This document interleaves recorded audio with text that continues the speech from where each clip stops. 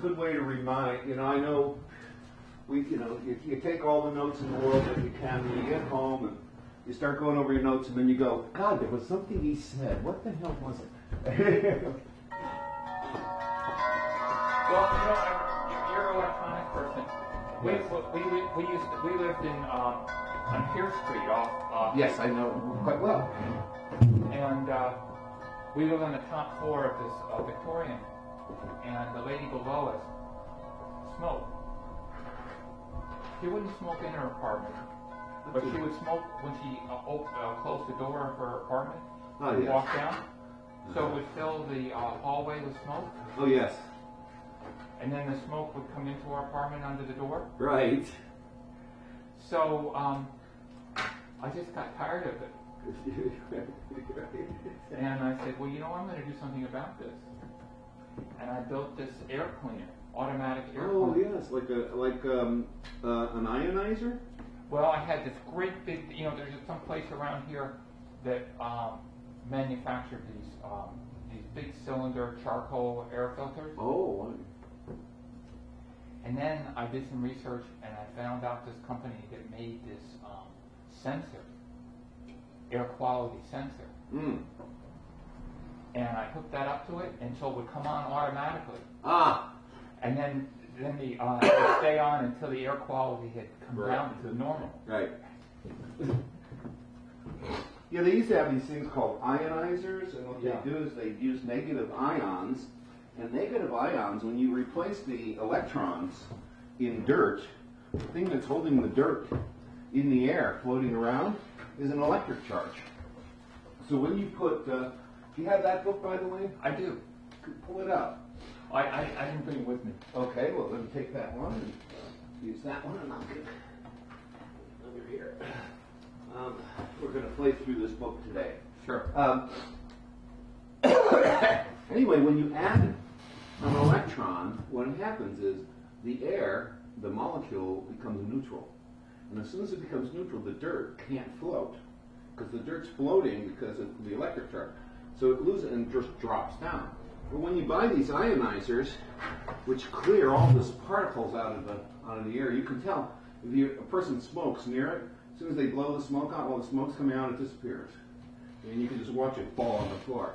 But the problem with these ionizers are, if you keep them in one part of your room for a while, all the dirt falls in front of them. So after about 6 months, there's this pile of filth in front of the ionizer. And you have to clean the ionizer and clean 2 feet around the ionizer after a couple of weeks. Otherwise, it just builds up. Every particulate that's in the air winds up coming to live with you. What would be, how can we, you mentioned that you do Skype lessons also? I could, yes, I can do that. I haven't. I've only done it once, and I really had a good time with a lady friend of mine in Chicago who plays accordion. Amanda and I did it. It worked really well. So what we do is we get together once a month now. I give her an accordion lesson. She goes and works on it for a month. She's at the Chicago Art Institute. She's in art school, and she's one busy little girl because they work you to death there. She's got projects on projects. She's sculpting this and painting that, and then she tries to learn to play accordion in between all of this. She's an adorable lady. I just love people like her. Okay, so let's start. Now, do you have a PayPal account? No. No, but I wouldn't worry about that. You can always send a check, or my wife can take a credit card. There's ways of dealing with it. So what would you charge for that? What do you charge for that? No, I've never done it. Well, I just think that, I would be interested in connecting with you once a month. I don't think that can hurt, Yeah, I don't think it'll hurt either. Now, let's do everything we've done so far to just start as a warm-up. Okay. So the first 15 minutes here, what I want to do is use these 3 main exercises we've worked on as a warm-up. And what we want to do is I want these actually to be longer. The idea is to have these you go up and down the G scale, be long tones. Okay. And it's best to hold this for like 6 beats. Okay. And then off for 2, and then 6 beats and off for 2, so it's 8 plus 8, right? Right. So. 3, 4, 5, 6. Rest, rest. 3, 4, 5, 6. Rest. Okay. That's all right.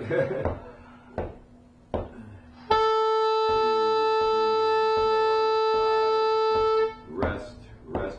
4, 3, 4, 5, 6. Rest. Now 5, 7, 8, 6, 7,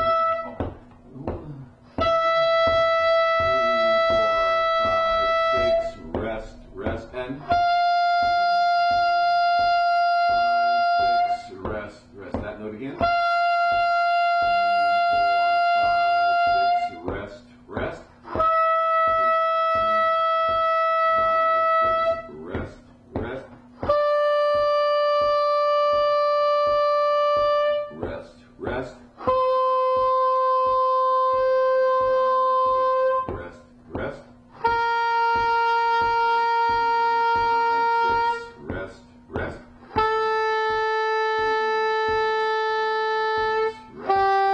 Okay. Okay.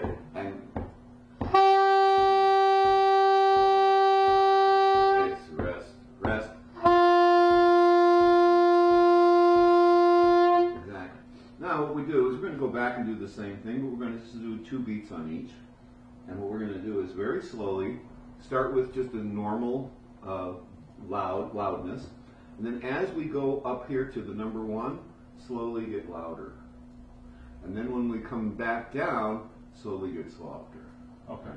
So this whole thing should be one big crescendo, and this should be one big decrescendo. Okay. All right? Ready? 1, 2, red. 1. A little louder.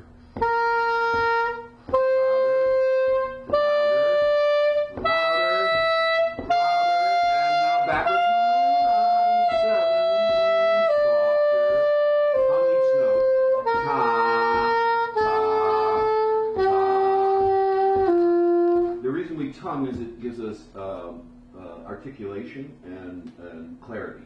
We know that we can hear it, you're starting the note. If you legato into it, sometimes it's hard to tell, especially when we start doing the 2-note phrases. If you legato this, it just disappears. Right. So, exactly. All right, so what we did is we did long tones, 6 beats on each, just playing a nice, steady thing to get air going. Okay. Then what we did is slowly crescendoed, and then slowly decrescendoed. And if you do that, you learn to control this dynamic range. You try to get it as smooth over the thing as you can. And so for the next few weeks as you do this, try to get that crescendo and decrescendo as loud and as soft and as extreme as you can. The quieter you can get coming down, the more control you have. Right? It's always about hitting a note and then backing off, backing off, backing off until the reed stops. So when you get to that point just before the reed stops, that's where you got to kind of stay at that level for a while until the tone improves, and then you can get softer. And the more softer you can get and still have good full tone, the better tone you're producing. What you do is when you hit a note, there's partial tone and partial air in there. And as you're softening it up, you can hear the air getting louder and louder. It gets kind of hishy. So if you quiet that down so you just hear the tone, you're just getting enough energy to cause the reed to vibrate and not any extra. You're not overblowing. It's teaching you to stop overblowing. So you can get to the point where you can just hit a note and it can be really clean and you can hold it for however long and even get softer on it. That requires more breath control than getting louder. Getting loud and overblowing is easy. You just stick a sock in the end of your horn and pick it up and just blow as loud as you can. And that's, by the way, a good thing. Because learning to just get air through the horn, and just blow as loud as you can, even if you're overblowing, you just got to learn to get that breath going. Then, once you get the air into the horn, the biggest problem with beginners is they're afraid to play. And they hold back. And I'd rather they play loud and crack up the tone, because you can always back off. but you can't build on nothing. You just can't build on nothing, right? Now, this exercise, here I'm just showing that 5, 6, 7, and 1 below G, you can go as low as C, actually. So you can go down to the number, what would be the number 4, actually. You can go down to here. So this would be the number 4. And I believe on some horns you have a B flat where they can actually go down. Yeah, that's mine. Yours does? Yeah. So then you can actually. I can go down to B flat. Yeah, so you can actually go down to 3. Yeah. And that's a nice broad range underneath. That's a good solid foundation underneath what you're doing. By the way, the reason we're starting in G is G is the easiest note to blow on the horn. You usually start beginners with just the left hand. And you get them to play 4 notes or 5 notes with the left hand. You remember when you had to do that. And it's easier for people to blow. As you're going down towards the E, the D, these notes are actually harder to blow. So that's the easiest to blow. And going all the way up to about the number 5, still pretty easy to blow. Then when you get over 5, you get tension, and you have to kind of regulate that tension so you don't overdo the tension. And if you're going lower, what happens is the notes get flabby and you just can't get the breath support. And it takes a while for people to start on G and work their way down to D and to get any kind of tone out of it at all. So that's one of the reasons we're in G. Sure. It's actually the easiest to blow. Now, here's that exercise where we go 1, 2, then tongue again, 2, 3, then you tongue 3, 4, 4, 5, and you can go ta-ga, ta-ga, ta-ga. We were talking about ga. There's a kind of a in your back throat is another way of doing a legato tonguing without using your tongue. You're actually getting a ball of air in the back of your throat by saying gug, gug, gug. So you go ta, gug, ta, gug, ta, gug, ta, gug, and you'll get short, long.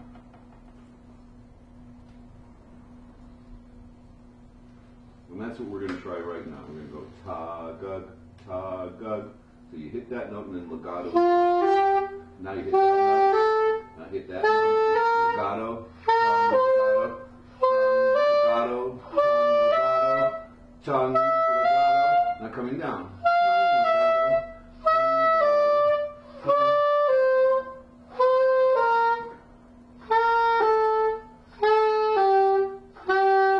Excellent. Now let's do that again and start medium and then get loud. So you start here what we call like medium, and then you go all the way up to what would be F. Then from here you're at F, and then you work your way down to medium until finally when you get over here you're called piano. So good.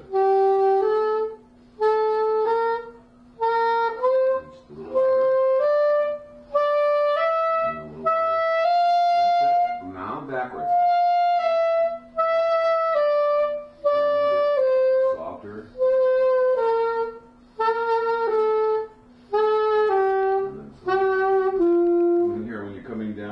Softer, it's hard to do. You just keep pushing it down, and that's where you're going to develop the most breath control, coming down the scale.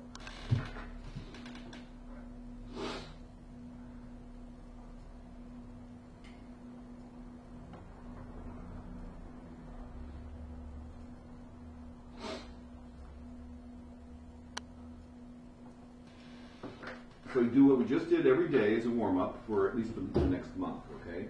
And then what you do at the end of the month, you can replace this thing here, okay, with the triplet, with 1, 2, 3, 2, 3, 4, or one of the more advanced exercises we did, right? And this is one you're going to have to do every day for the rest of your life until you can do it, and you're going to have to do it like.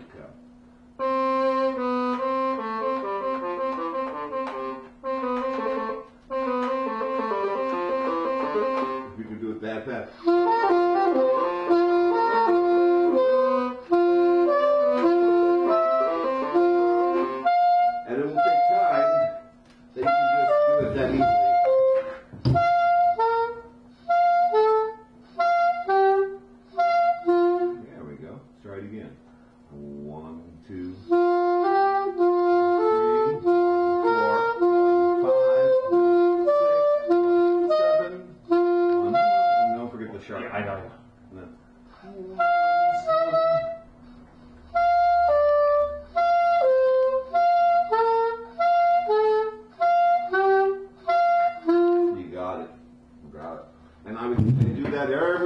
And in your head, when you're doing it, think 1, 2, 1, 3, 1, 4, because it'll help train your ear to listen for that. You'll actually get to a point where you hear it in your head first, and then you play it, and your ear goes, "Oh yeah, that's right." Oh, okay. I see what you're doing here. Because this going up, this is the fifth majors, and Yes. this the minors. Got it. Exactly. So you're doing all the majors going up.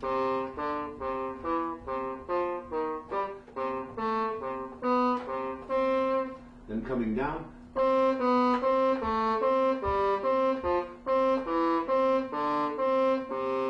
And I'm thinking, well, 1, 7, 1, 6, 1, 5, 1, 4, 1, 3, 1, 2, 1, 1.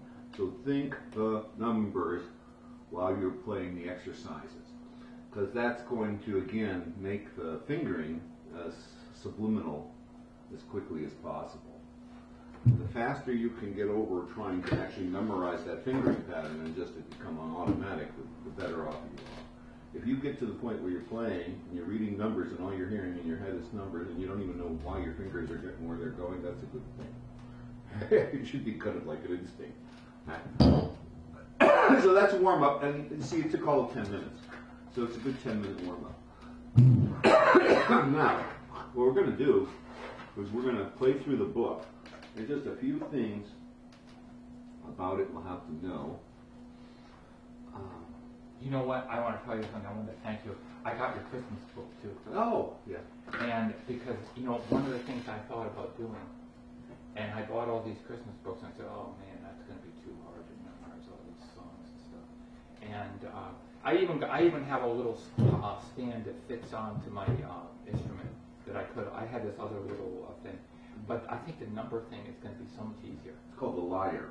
There's a little thing you can put on your Yeah, I have one of those. It looks like a little, music stand.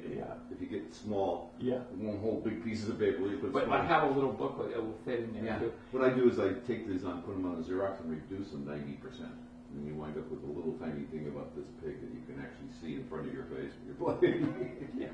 So I said that is the perfect thing if I ever decide to bite the bullet and stand out in front of a store for Salvation Army. Mm-hmm. The only problem is, where we live, it gets pretty cold in the winter. I do it. What I've done is different areas of the city now. I have different sets for different areas. So what I do is if I go into the Castro area, since I know it's mostly gay, I'll play Barbra Streisand songs, and the gays will just come around me like a moth to a flame. And I'll sit there and I'll play Madonna songs and Barbra Streisand, some old Queen songs, and they just love that stuff, and they just give me more money than if I just played a standard set. If I go up to the wharf, what I'll do is I'll do a lot of the old war horses, like I Left My Heart in San Francisco, or Chicago, That Toddling Town, or New York, New York. I'll play all these city things, and the tourists will come around and go, oh, wow, he's playing about New York, and they'll throw more money in. It's amazing. So what I do is I used to just go out and play, and I would play for like 4 hours and only make about $6. People were terrible. They were not terribly generous. But when I found out that if you get the right set list for that particular neighborhood, then the money rolls in. And instead of throwing ones in there, people are throwing fives in there. So I play about 4 or 5 hours, and I wind up making about $50 to $60.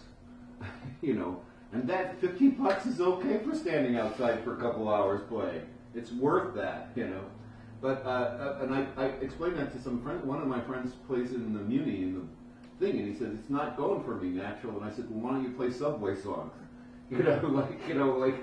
Like the A Train. Try the A Train. You play the A Train, and people look crazy. You have to kind of be relevant to the neighborhood and what people are doing there. And then all of a sudden, think of songs that are relevant to that area. And then all of a sudden, boom! You find your 5 most popular songs for that area, and those are the things you could make money with. Best guy in the world for doing set lists is David Bromberg. David Bromberg played with everybody, and the man is now going around soloing around the country. If he comes to your area, up in Washington and then next year, you and your wife got to go see David Bromberg. The little band he's put together is terrific. And this guy, he does a set list on the fly because he senses he feels he plays like 3 songs, and then he can feel the audience, and he'll change the set list on the fly, right there for that particular audience, okay? And he will get the most laughter and applause and stuff out of people than anybody. The only other person I know that can dominate the audience like that is Tommy Emmanuel, another great guitar player that you should ever get a chance to see. You want to see something really fantastic that will melt your heart, go watch Tommy Emmanuel. Tommy Emmanuel also travels all over the world. He does concerts every day. He plays like 320 days a year, something like that. And he completely travels completely around the globe once a year, every year. So here in San Francisco, he always comes in February. So I know I can always see Tommy Emmanuel every February. So in your area, in Washington, if you just look him up on the internet and see when he comes, whatever month he arrives, that would be a good time to go get some tickets and go. Very well worth seeing it. Very well worth seeing it. And you can, the interesting thing is you go in there, you watch the audience, you go in there and you see what a bunch of crab asses everybody is. Then you go through the Tommy Emmanuel concert, and as you come out, you watch how everyone's hugging each other and talking to each other and acting like they've been friends forever. Tommy has this effect on an audience where he just chills them out and makes them feel good about themselves, and they walk out of the theater actually acting civil. It's quite amazing to watch. I haven't seen anyone have the effect on the audience that he and Bromberg have. Tommy Emmanuel and David Bromberg, two people who really know how to milk a set list and really know how to make an audience enjoy themselves. I'll have to pass this on to one of my music teachers because he's trying to make a living playing music. And so I think this will really... Can't get a better example. You can look Tommy Emmanuel up on the internet and watch him play something like Over the Rainbow and watch how he'll melt your heart with it. I think the best song he does is Mona Lisa. You know that song? Yeah. Mona Lisa, Mona Lisa. Yeah, I like that. I have that song at home. I think he plays that, I think, better than anybody.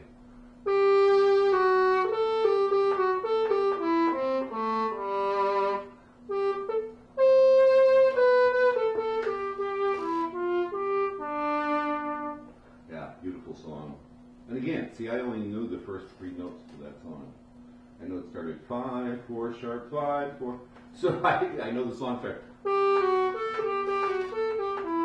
Okay, get me started. Get me started on it. Now, first thing, every one of these notes, there's 4 beats in each of these measures. So if you look, there's actually 4 notes in each measure. Right. And each note would be what they call a quarter note. It's 1 beat. I just refer to it as drum. Drum, drum, drum, drum, right? So the first note here, you play drum and you hold it. Whenever you see a hyphen, in particular a hyphen, that means hold the note. Sure. Later we'll get rests in there where you don't actually play anymore. So I make a distinction between a rest and a hyphen. So a hyphen means hold the note. So here in this first piece, it would just go 3, hold, 2, hold, 1, hold, sure. hold, Sure. 3. Okay, you ready?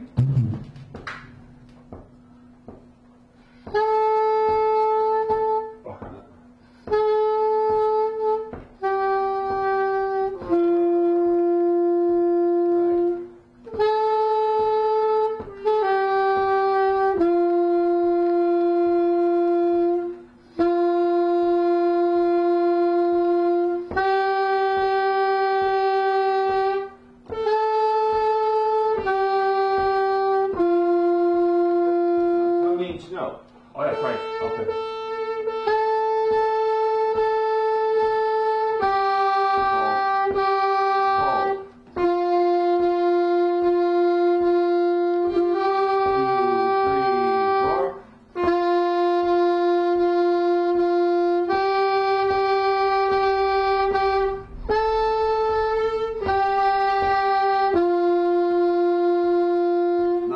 Start with this song, even though harmonically it's complicated. It is only 3 notes wide.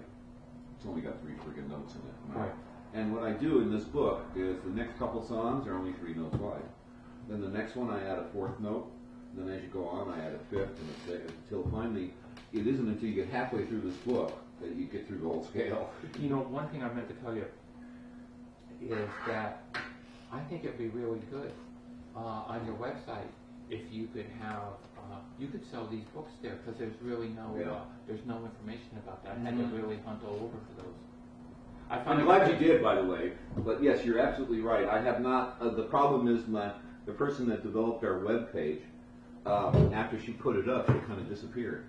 We don't know where the hell she went. So I got myself Dreamweaver, and I'm teaching myself to use it. Sure. And I'm going to rebuild the page myself. You know, the other thing is that you meant on your webpage to allow people to download your intervalometer. I know it doesn't exist. I know it doesn't exist, and there was a PDF file, and for some reason the PDF file got broken, and I mounted it, and it's there. When you go to click on it, it won't download. I don't know why. And again, I don't have the web developer, so she can't tell me what happened. But what I'm going to do is in the next 3 months or so, I'm learning enough about doing. I'm going to make my own web page, basically. Another thing is there's quite a few videos on there of me in some movies where I'm actually playing with a small group I put together of my students here. And those videos are available as well. And I'd like to put those on the front page so you can click on it and actually watch me playing some of my songs, like The Matter with Matter, which is one of seems to be everybody's favorite song. What's your favorite? What's the favorite song? It's called The Matter with Matter.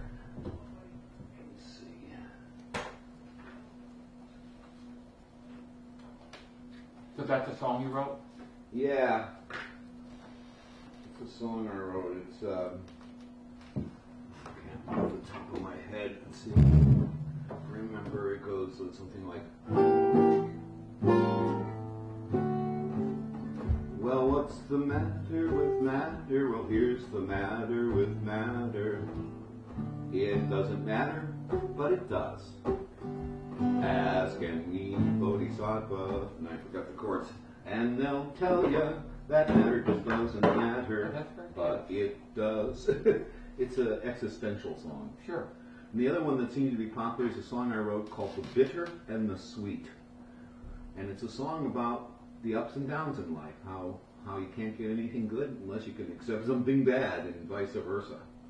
And it's such a wonderful song that one night at 4 o'clock in the morning I get a phone call, and it's Roseanne Barr, and on the other end of the line is Madonna in Scotland. And they wanted to call me up to tell me that they thought it was the greatest song they'd ever heard in their life, and Madonna wanted to buy it from me.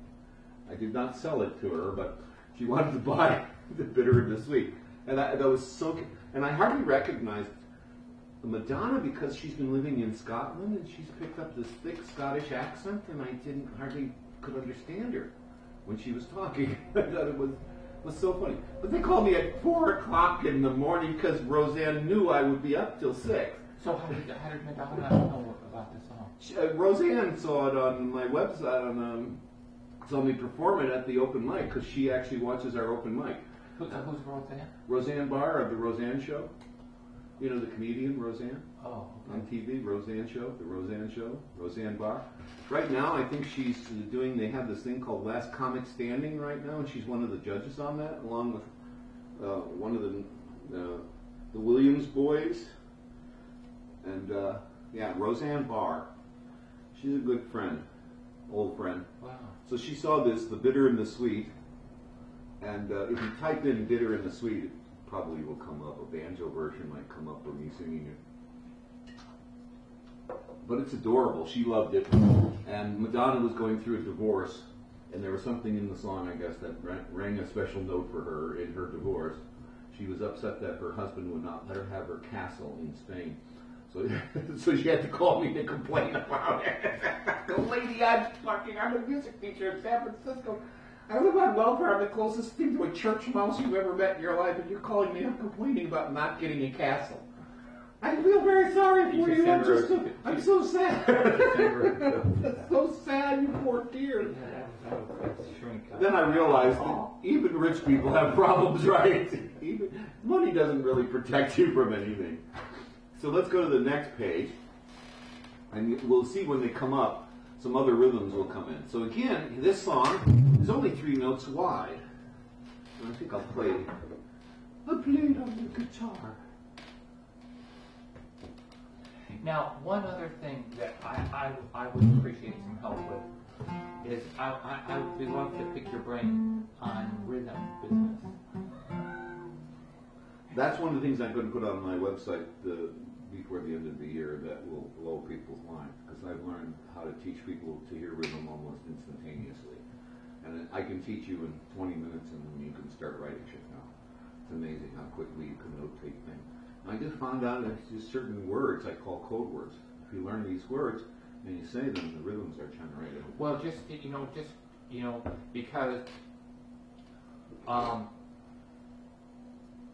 one of my music teachers, Ron Barnes, he's really good because he really holds me to the fire, because he's on as you're not on the beat, Mm-hmm. and the triplet note.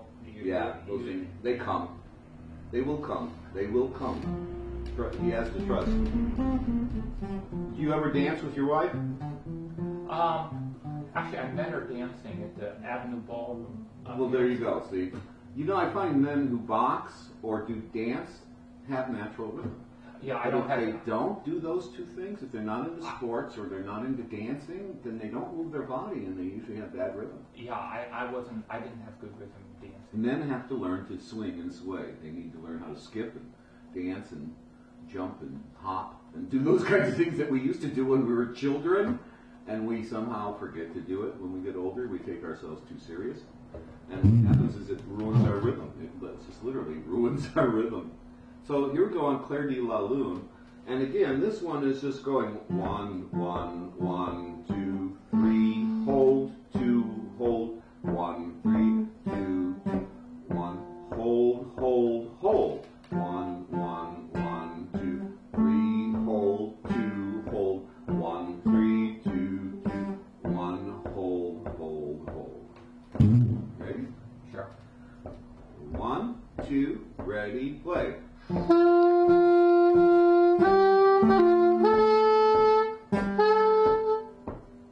Okay. Do it again. 1, 2. I'll sing the numbers. 1, 1,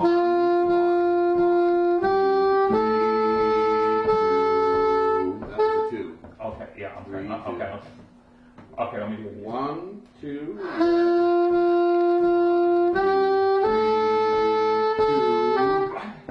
3, 2. You're changing. You're writing this. We're writing this song already.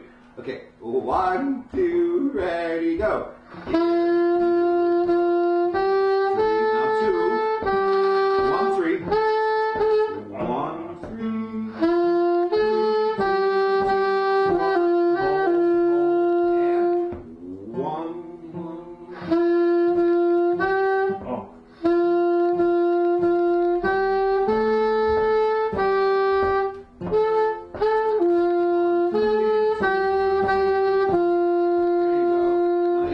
Through it. Let's go back and do it right. You ready? 1, 2, ready, go. 1, 1, 2, 3, 2. 1, 3, 2. Okay. Let 1, me. Yeah. it kind of sets you up because it goes 3, 2, and then it skips. Right? Let me just do it. Okay.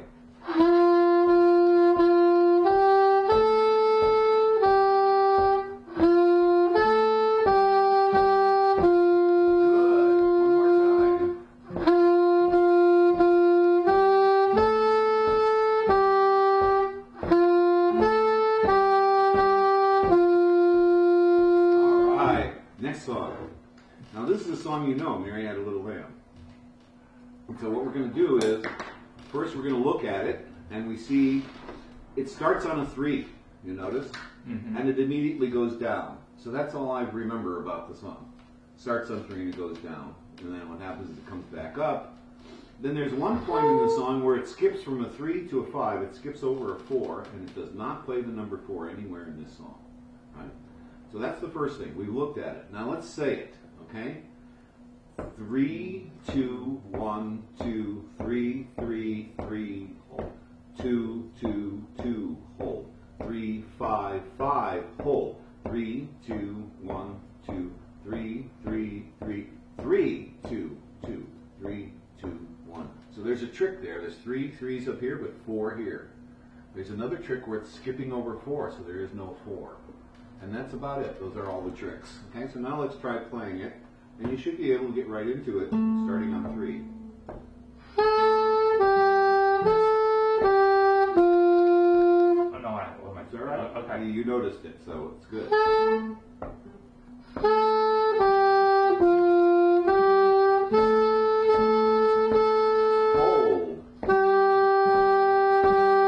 Hold. Hold.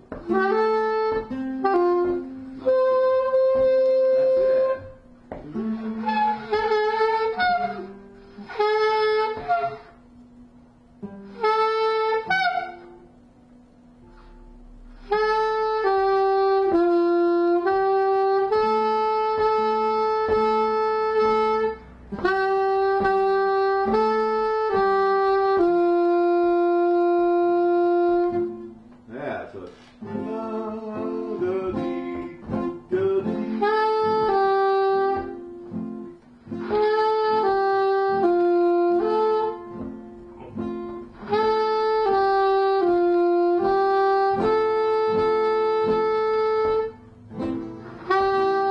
Yeah, so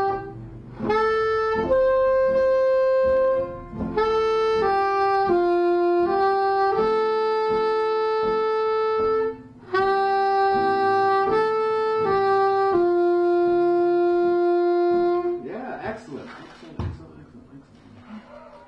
Next, Aunt Well, Rose. you know, one of the things like after you were saying yesterday, you know, like you read about these different. I mean, you hear about yourself, different people, and you read and different people and these different musicians, and you say, hey, you know what? They all started, 5 or 10 years old. All right, they sure did. And so, so I was trying to figure out. I said, well, maybe I'm like a 4th grade, maybe, and then I hear something. Oh no, maybe 3rd grade level or something. Let me tell you, it's a good thing and it's a bad thing. It's a good thing that they have that genetic talent. It's a bad thing if people overuse it, because then you don't get a childhood. And you have the same problem Michael Jackson had and the same problem I have, which is you become emotionally unstable. You can't deal with adults. And so what happened is, from the time I was 4 until I was about 22, I was playing French horn, and I didn't realize this, but by the time I was 12 years old, I was supporting my family. And I didn't know that. I was making the money of supporting the family. I had no idea. Okay? By the time I got to be about 20, 21, I was starting to have these emotional issues of being divided between classical music and jazz. And I was leaning towards jazz because I could tell there were people there that knew what they were talking about. Okay, that I understood. At least I understood them, because they talked about anything past a regular chord, a 3-note chord. They would use numbers. They would talk about a 9th chord, an 11th chord, 13th. And that made sense to me. That made a 7th. That made sense to me. So what happened was, I basically almost had a nervous breakdown. And I actually, by the time I was 22, I gave up music completely. And I went to college to study electronics, and I actually went on and got a PhD. I have a doctorate degree. I'm Dr. Natural. I've got a doctorate degree in electronics, electrical engineering from IIT, of all places, growing up in Chicago. I could go to the best school. Back then it was cost about $40 for your books for the year and about $200 for tuition, and that was, back in those days, that was like, college was practically free. So I went into the electronics field, and I worked for Hammond organ, and I worked for Vox guitar, and I worked for Sears and Roebuck, and I designed electronics, and I did very advanced development work in electronics, and I realized that I was extremely creative in electronics, but my heart wasn't in it. I wasn't feeling it. And I did that, Walter, for almost 25 years. No music at all. Wow. None. Zilch. Gave it up. Dead. Okay. Went on to do this engineering thing. And then what happened is, when I was in my mid-40s, going into my 50s, I started having, again, all these emotional issues of depression that I couldn't deal with. And I suddenly realized that although I was in a very creative field, it wasn't the area I wanted to be creative in. I realized that I was not a performer, and that I had been abused as a performer to make money for other people and put pressure on me to do that. But I always wanted to learn to compose. I always wanted to write music. I wanted to create music. I had all this fucking music in my head, and I didn't know how to get it out onto a piece of paper. So what happened is, in my 50s, I sit down and I say, okay, I'm going to teach myself music all over again. I'm going to reinvent it. I'm going to figure out a simpler way of doing this so I can get it, and I'm going to teach myself to play music. And I got back into it in my 50s. And by the time I turned 70, I had learned to play 56 musical instruments. I'd conquered music theory plus. I know more about music theory than any person walking the face of the earth. I can spell all 35 major keys, and I can spell the 3 different minor keys off the top of my head. Nobody can do that. I can read in keys that nobody can read in, and all this because I decided to express my passion and not let anything stop me. And I realized I was not a performer. I was a composer, and I was being put in a little box. That's why I was so emotionally disturbed. So if you have talent, sometimes it makes you lazy. Sometimes it works too well. Sometimes you play so well that you don't develop a social life, and you wind up being a retarded human being, which is not good. And so there's pros and cons to it. Prefer the pros to the cons. So what I do with the kids that come here is I just try to see if they're the kind of person that wants to write music, I will direct them in that direction. If they just want to perform, I'll do that. I kind of let the kids just play for a while and then figure out what it is they want to be when they grow up. And then I just sort of deliver that to them. So being right next to the school, it must be just like it must be wonderful. It's wonderful. No, it's really wonderful because what happened is in San Francisco they've taken all the arts out of the school. So there's no music programs in the schools anymore. So what happens is the kids have to come over here after school. So I get all these after school kids. And that's why I said you're lucky you came during the summer. And I got nobody. When summer starts again, the 3 o'clock till 6 o'clock, every single moment will be packed all week long. So would they take half-hour lessons kind of thing? Half-hour lessons and 1 hour lessons. Some kids take 1 hour every 2 weeks, something like that. I have one kid who actually lives up in Sacramento, and he comes down here once a month, spends 3 hours with me, and goes back. Because he can get a whole month's worth of lessons in a day. He films it, takes it home, goes through it, makes little cassette recordings, emails them to me, mails them to me in the mail. I listen to his little cassettes, make notes, and send it back to him. And it's working really well. He's doing really well. That's why I was thinking I can actually, with Skype and the internet now, I can get out of my house and go to people in France and go to people in Germany and sit down in their living room with them on Skype and say, okay, let's do this. You know what I'm saying? And that's, I'm looking forward to that. Okay, so now, Aunt Rhody. So it goes, just look at it first. It goes 3, hold, 3, 2, 1, hold, 1, hold, 2, hold, 2, skips to 4, 3, 2, 1, 5, 5, 4, 3, 3, 1, 2, 4, 3, 2, 1. Now, just having said those numbers and letting my voice go, I just sang the song. I didn't realize I did it, but nonetheless. Now, here's another thing that I aside from the rhythm business, the other thing that I would love to hear your thoughts on is improvisation with your system. Mm-hmm. I listen to your harmony. I listen to your harmony videos. So I generally, I have the general idea. In other words, each mode, each chord, each chord becomes like a takeoff, and then you have the progressions. They go in certain, they work better in certain directions. Right. Yeah, we have these things called roots and shells, and what you do is you write out the roots and shells as a composer, and then you flip the shells and you flip the roots around until the music is not jumping all over the place, till it stays pretty much in one place. We call that redistribution. We redistribute the numbers so they're not bouncing and jumping all over, and that individual voices are not crossing each other. You can't have people singing where they're crossing over each other's lines, they get lost. So people have to be able to sing a line, you know, and you have a tenor here and an alto here, and they have to be able to go like this and not bang into each other. So the way you do that is you got to know what the rest of the notes and the chords are. And by the way, great minds think alike. I brought this out today specifically to show you how this works. Here's the song Alice in Wonderland, and here's the melody. 5, 5, 4, 3, 1, 5, 2, 3, 4, 3, 2, 3, 1, 5. That's what you play, right? But here are the chords.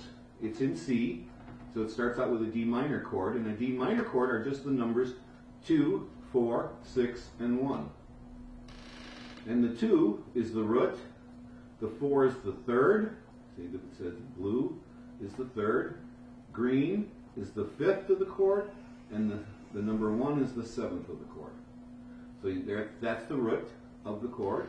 So now here, it then goes to a G, which would be 5 is the root of the G chord. It's a 5.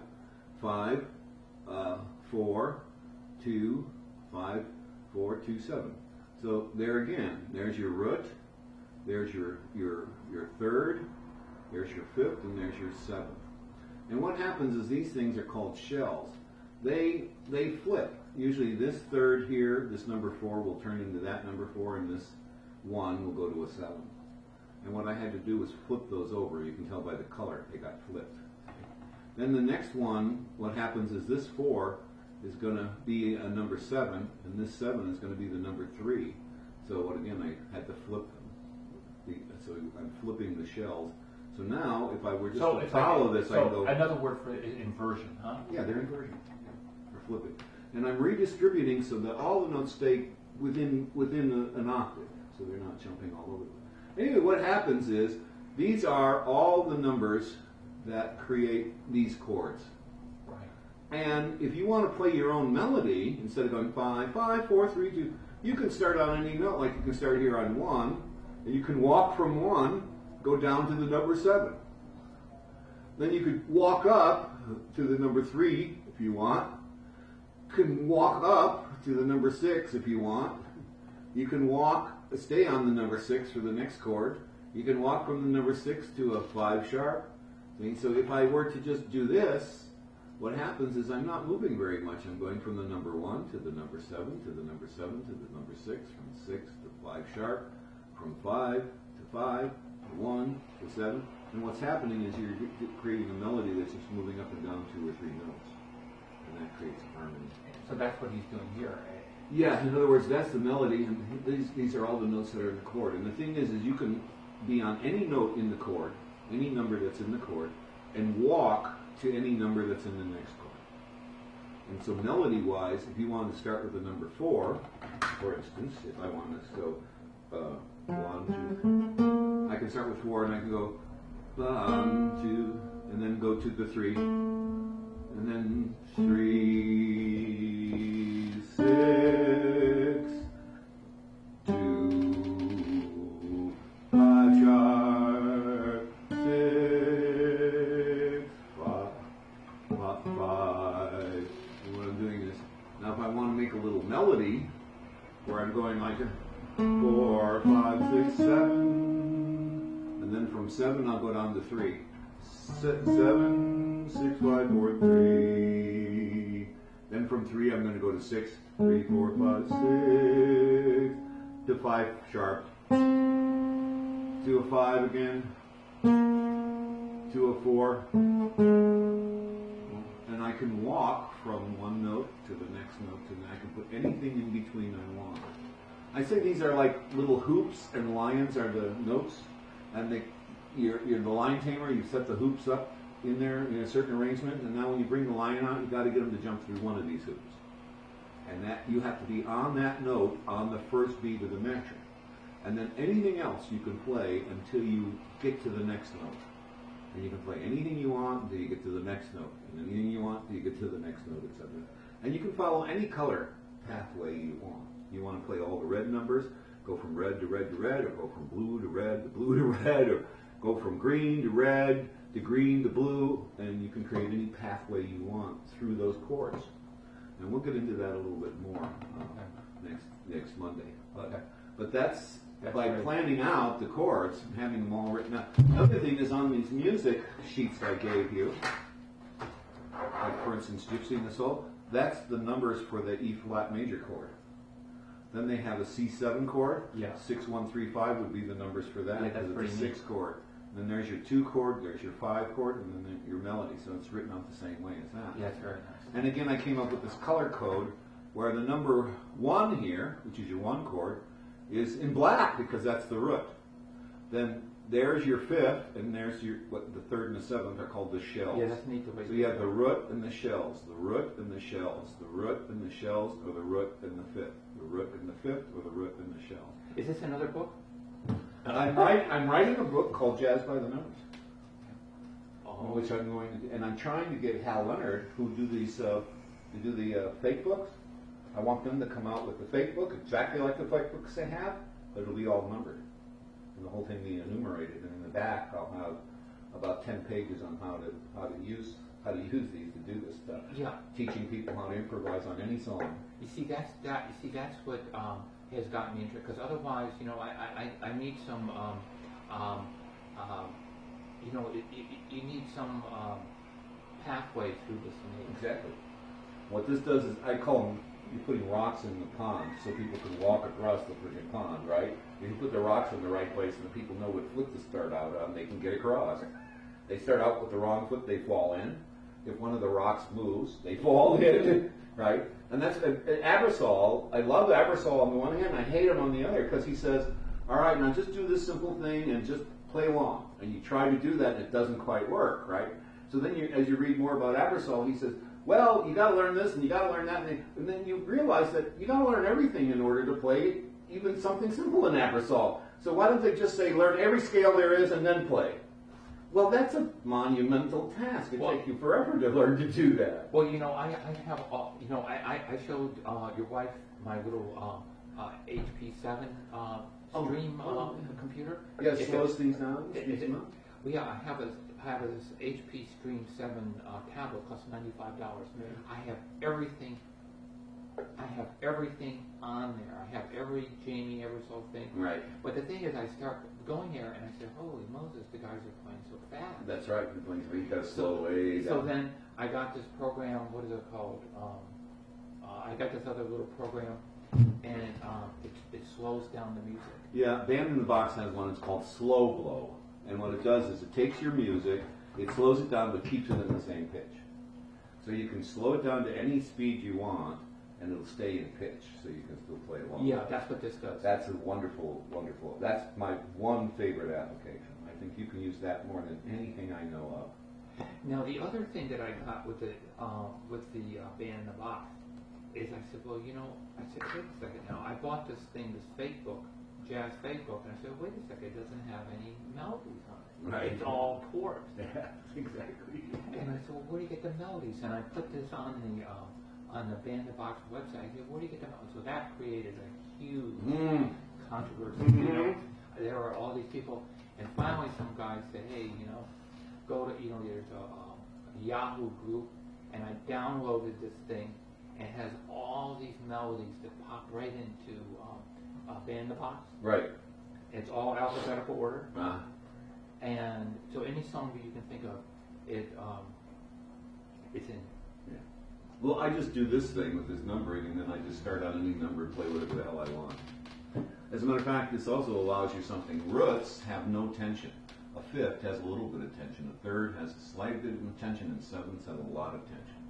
So I can play melodies going from blue to blue to blue, and my melody is always going to be mellow and round and kind of pretty. If I jump from red to red to red to red to red numbers, then my melody is going to be very tense and have a lot of tension. So I can actually adjust the amount of tension in my melody against the chords by selecting a color.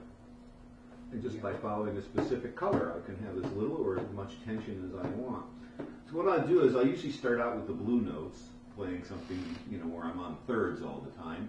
And then as I go, I'll move over to the green notes to release the tension, come back to the blue notes, and then as I get near the end of the song, I'll start going for the red notes to create a lot of tension. Then I'll move back to the blue notes, and then I'll move back to the green notes, and then come to the root at the very end. And what happens is you can hear the tension in the melody slowly disappear until it disappears. That's very good. And I can adjust the tension in the melody I'm playing at any time I want. The ballpark is, these are the numbers to the chord, and they're happening on the first beat, and any one of those numbers you land on is a good thing. Any number you land on. Right, right. If you're in the chord and you take off from a note on the chord, or you land on a note in the chord on the first beat of the measure, it's safe. And everything else, all bets are off. You can actually play any goddamn notes you want when you go from one place to the other. Because what happens is you're going to hear this harmony, then you're going to hear a crap load of notes, and then you're going to hear the next harmony note come right in on the chord. So what you're saying is that in each measure, one trick is to play a note in the chord, the first note. Exactly. That's it. That's the trick. That's the trick. You got it. That's the it. Right there. Exactly. It's just that simple. And I find, depending on where the note is in the chord, determines the tension, of course, of the melody. And I can, since I color-coded everything, I can just let my eyeball follow along, looking for a color, specific color, and in a moment, instant, change the tension in the music by just taking a different number pad.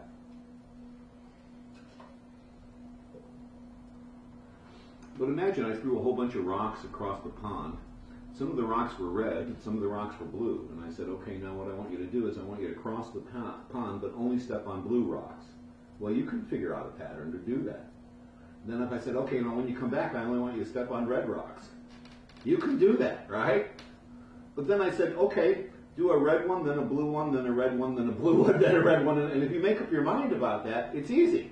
You go, okay, a red one this one, blue one next, red one, blue one, red one, blue one. As long as you know what color you're going, or the pattern that you're going for, you can jump from rock to rock with no, and that's what the chords represent. So what you're saying is that, so you could play any other notes in that measure. Exactly. But if you play, you're safe if you play the first note as a note in the chord. In the chord. The downbeat of one has to be in the chord. And then anything else in the measure, by the way, that's how Bach taught people to compose. That's how he taught people to compose. He would say, okay, you got these three numbers are in this chord. Then you're going to go to these three numbers over here. So which pathway do you want to take? And people go, well, I want to go from the 3 to the 7. He'll go, okay, now play any goddamn thing you want in between. So you can go da da da da da da, something undramatic, or you can go da da da dee da da da, or you can go da da da da da, or you can go da da da dee da. As long as I'm hitting da and da, I'm fine. As long as I'm hitting one of these and one of those, anything in the middle goes. Well, you see, this guy, this Steve Neff, who's got this neffmusic.com. I bought a bunch of his things. He's got all these different scale things, 2/4, 2/5/1, the blues patterns and everything. So he's come up with all these little patterns and everything, and in every key. And I said,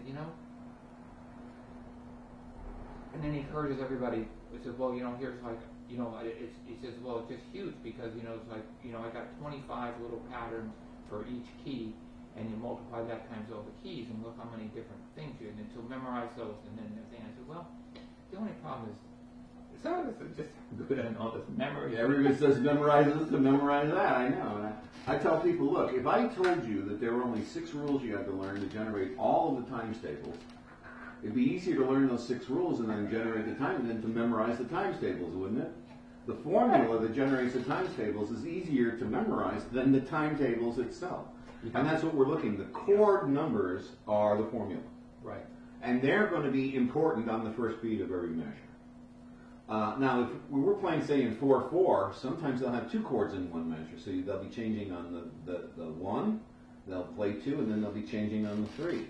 So if you have 2 chords in a measure and you're in 4/4, 99% of the time it's changing on beat 1 and beat 3. And again, you just have to have a note for beat 1 that's in the chord and a note for beat 3 that's in the chord. And then on beats 2 and beats 4, you can play as few or as many notes as you'd like. So it really doesn't matter. They're by the way, they're in. When I first studied composition, they had these things called passing tones, and it occurred to me if you're going from 1 to 3, your passing tone 2 makes sense because it's a stair that you have to step to get to the other.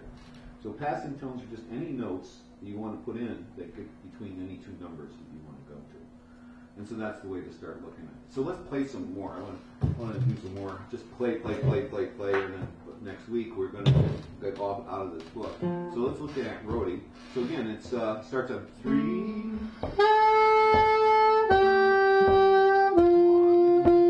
1, 2, 4, 3, 2, 1,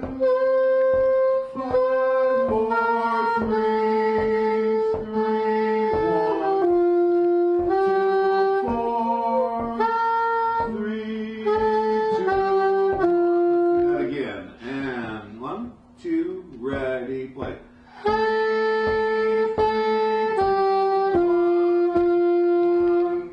2, 2, 4, 3, 2, 1, 5, 4,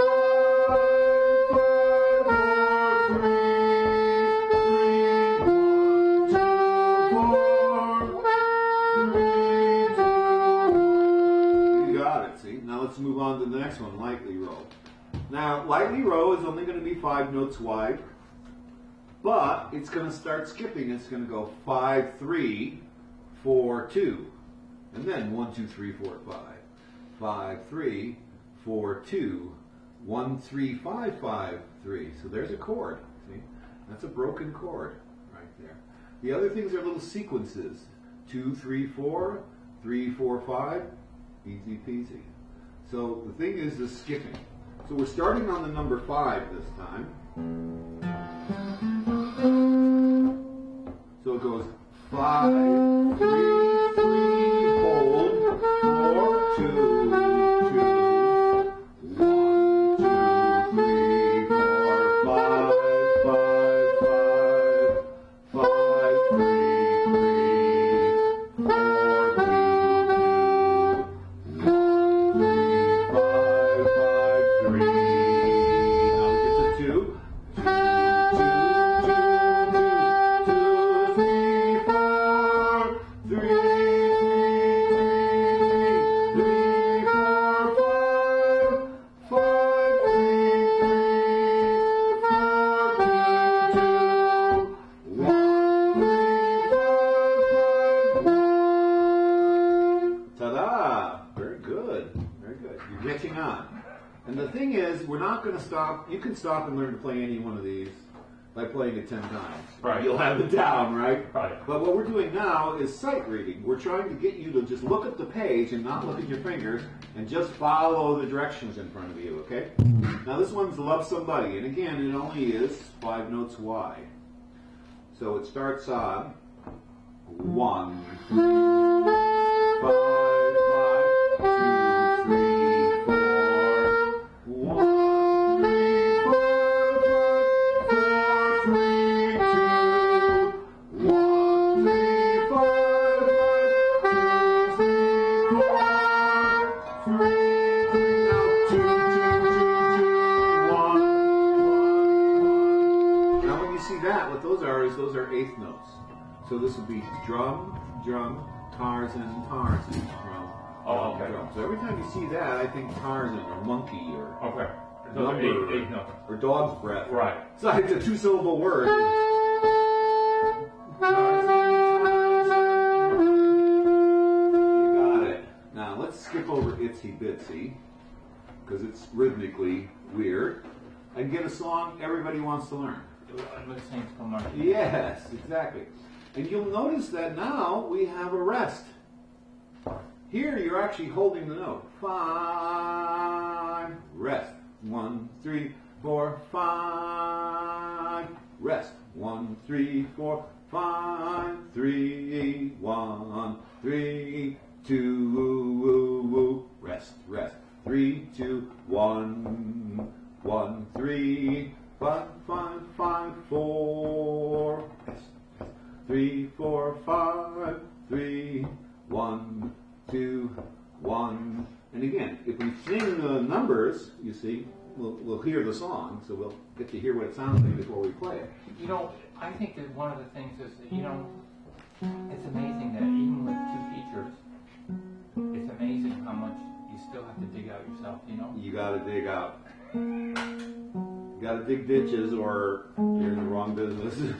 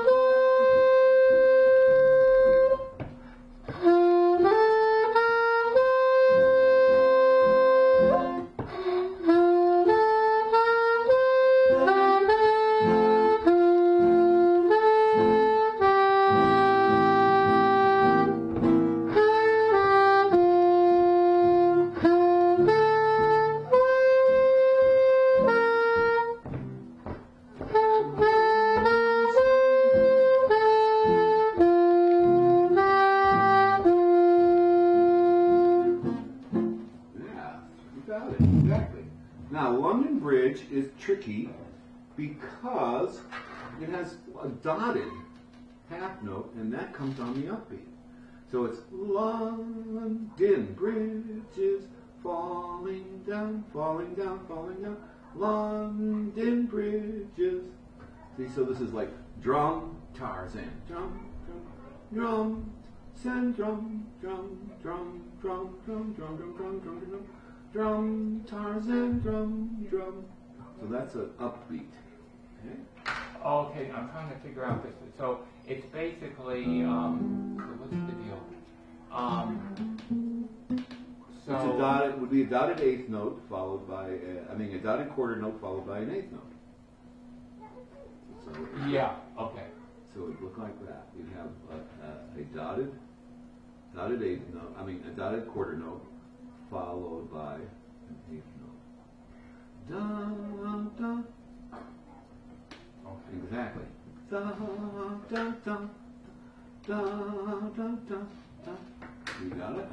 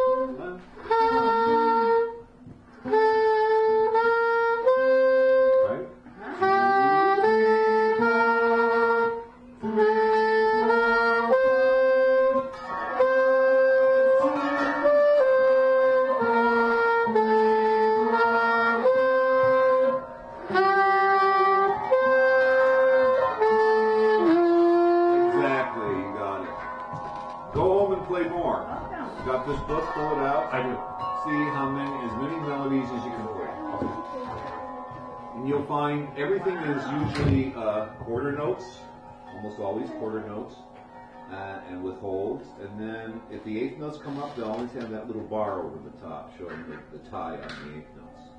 And that you're just getting two syllables in one beat. You know, that was a tremendous pearl, though, what you just told me about that trick for possible, yeah. It's amazing how easily it works, too. Yeah, people, again, the problem with a beginner is they say, well, learn everything and now just play.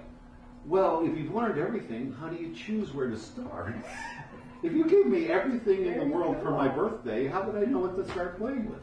Right? So you still wind up having to make your decisions on your own that they don't give you any hint on what to do. And that's the thing. And it's, oh, well, have you learned everything? Yes, I've learned everything. Okay, now just play. Oh, thanks. By the way, Mendelssohn wanted to find a teacher to teach him how to compose. And he traveled all over the world, and he hired, because he was a very rich kid, he hired some of the greatest teachers of that time to teach him to compose, and no one could teach him to compose. He said none of these people made any sense. So he saw this music by a guy that nobody knew of called Bach. And he played it, and he said, this is some of the most marvelous stuff I've ever heard. Where's this guy named Bach? And people said, well, we don't know where the hell, we don't know who he is. And they go, well, come on, somebody can't write this good and you not know who they are. They go, no, we don't know who he is. So he goes to look for Bach. He gets in Germany, and as he's traveling through Germany, they say, yeah, the guy named Bach used to live here 103 years ago. What do you mean? Yeah, 103 years ago, there's a guy named Bach, and he used to play in this church. So he goes over to the church, and the guy said, oh, yeah, I know Bach, because he used to work here for us. 103 years ago, he worked for us. He had 26 kids, and all his kids grew up to be fantastic composers and musicians. 4 of his children became composers in their own right. And by the way, in the basement, we have all of his music. So he takes Mendelssohn into the basement. Mendelssohn walks into the basement, and the basement is filled with manuscripts from the floor to the ceiling as far as the eye can see. This is a huge warehouse filled with thousands and thousands and thousands of pieces of music by this guy named Bach that nobody knew. And so he starts reading through it, and he goes, God, this is some of the most incredible stuff I've ever seen in my life. Why didn't people get it? And then he sees this tiny little book, this tiny little thing, and he reads it. And on the front it says, 27 Rules of Counterpoint, How to Write Music. So he opens it up and he starts reading it, and all of a sudden the lights go on. And he's reading this little booklet that Bach wrote on how to write music. And all of a sudden he gets it. And he starts writing, and he just prolifically writes and writes and writes. And he realizes that this guy's been dead for 100 years, that nobody knows of, taught him how to fucking compose. And nobody alive could do that. So what did he do? He bought up as many of the manuscripts as he could, and he started playing Bach. And all to warm up, he would play Bach in the beginning of all his concerts. And then he went out and he wrote a thing called Songs Without Words, which is the first pieces Mendelssohn ever wrote, and they become the most famous thing Mendelssohn ever did, Songs Without Words. They're some of the most beautiful music you've ever heard. And those were the lessons he got from Bach. He finally made Bach popular. And if it were not for Mendelssohn, we would never discover Bach, and he might have remained dead to this day.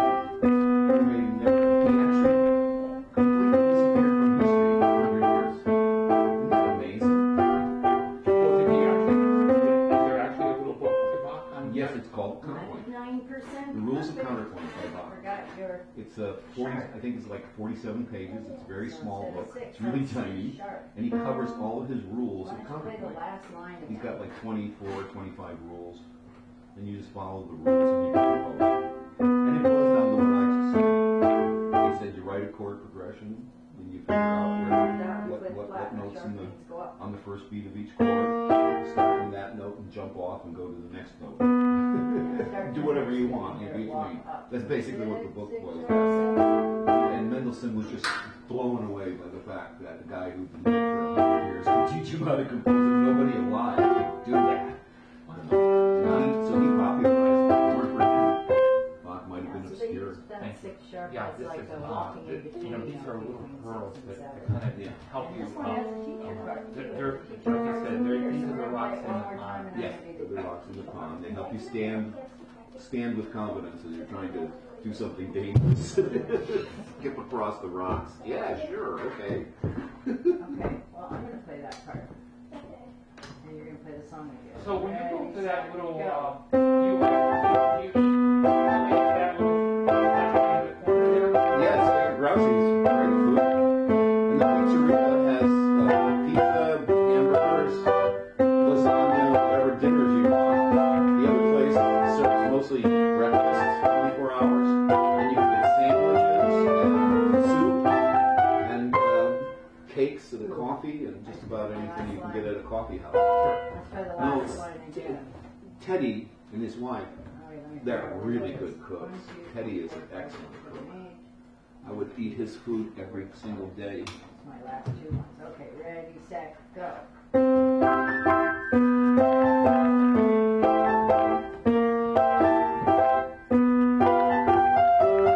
So, are you able to draw out the musicians in the neighborhood? Okay. Excuse me. Pardon, Walter? Are you able to draw out the musicians of the neighborhood? No, slowly. Well, They're starting to come up. those. Yeah, they walk by and wonder what the hell this is, and then every now and then they call me and find out, oh, I am a music school. But people think it's a music store, and if they're not going to buy a musical instrument, they don't come in. No, what about the, are you able to draw them into your open mic nights? Oh yes, we used to. During the summer, it kind of falls off because people go on vacation and they travel all over the country. During the winter, we get a lot of people. I mean, last night there were only 4 people there. It started out with just 4 people. So this, The guys who next did the one, feature if came you and showed up and probably they just both rocked the these house. pieces are And then less by the like end of the songs evening, and there more was like, about 10 people. exercises. And that's it. It never gets You too much listen bigger to than it. that. It's very, very nice. I like it. It's very intimate. But we've had 60 people in there. We've had as many as 60 some odd people. Down there. 1, 2, 3, 4, 5. It's been going on since 1973. It's been going. It's the longest running open mic in San Francisco. Wow.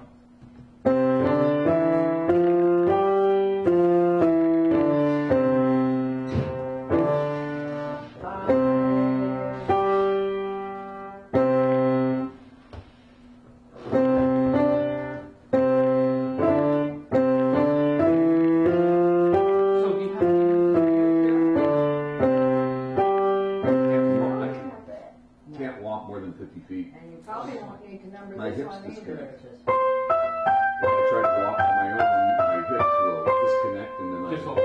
they dislocate and then I'm stuck. So I use the wheelchair if I want to go any distance. It's been a godsend, I'll tell you. It has been a godsend. I was stuck in this house for 5 years once.